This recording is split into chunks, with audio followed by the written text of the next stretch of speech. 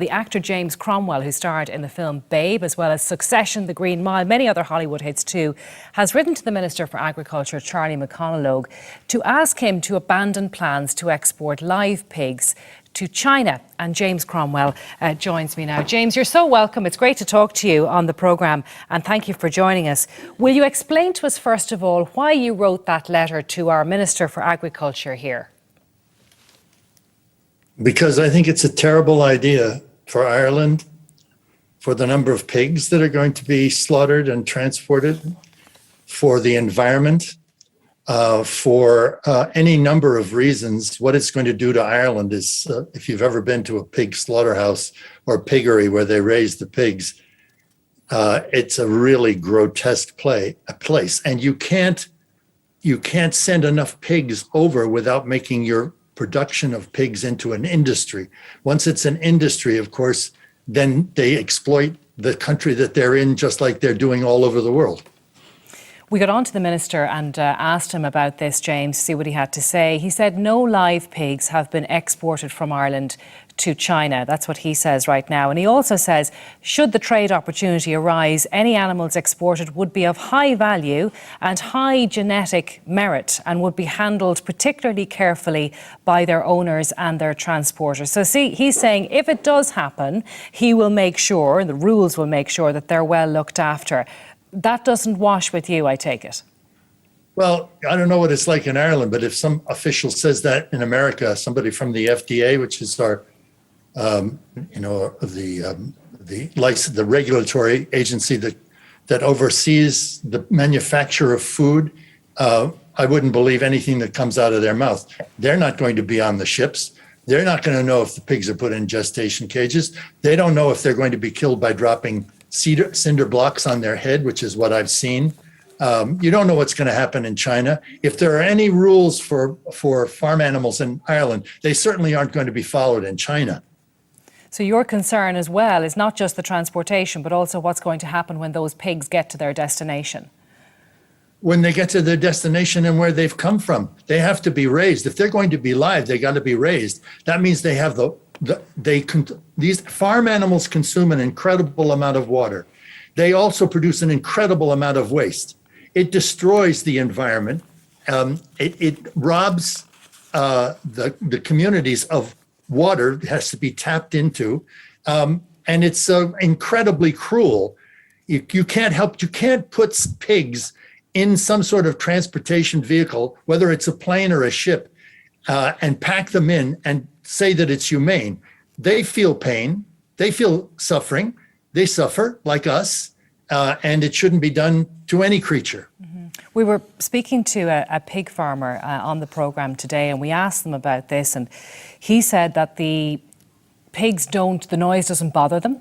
He said that the conditions on the plane for a pig, it's just like being on a farm. Well, he's on a farm, but he's not a pig. So he doesn't know what it's like to be a pig on a farm, which is not necessarily a very good thing. I got interested in this because I came through the feedlots in Texas. That's where they corral all the beef when they're going to slaughter it. You could see the slaughterhouse in the distance. It took me almost a day on my motorcycle to get through that feedlot.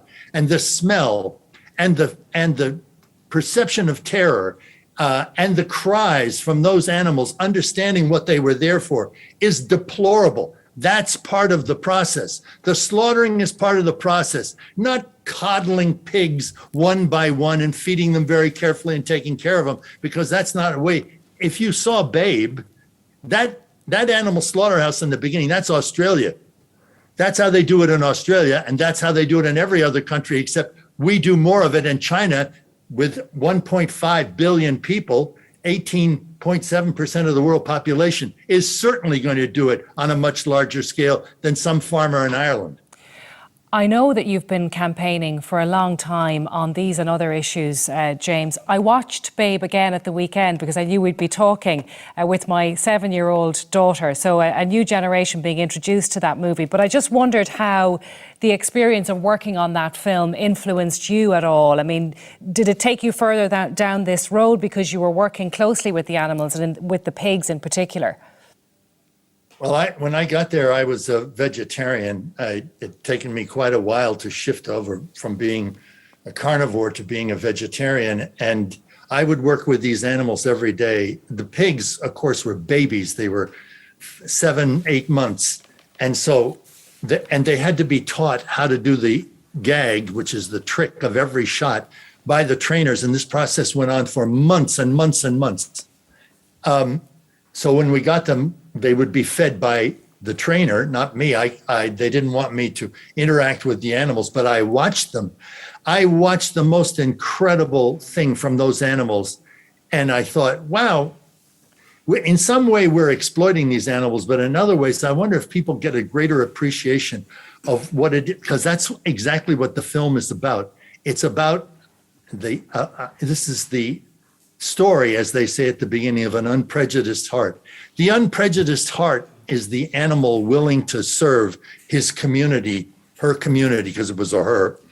And I became a vegan because I just couldn't stand that after working with these animals in the morning, I would go to the lunch table and all the animals that I had been working with, not them themselves, but the same animals were there, they had been killed and cooked, because the Australians only eat things that they kill. No, that's not true. But so, yes, I became a vegan. I became an animal rights activist. I got very much involved with PETA, which is an extraordinary organization, which really was the impetus of this. And I get to do this, which I think is going to make a difference, because if you know, there's a climate crisis, and shipping pigs by air is not going to help with the pollution crisis of CO2 gases and methane up in the atmosphere. It's just going to contribute to the end of this planet.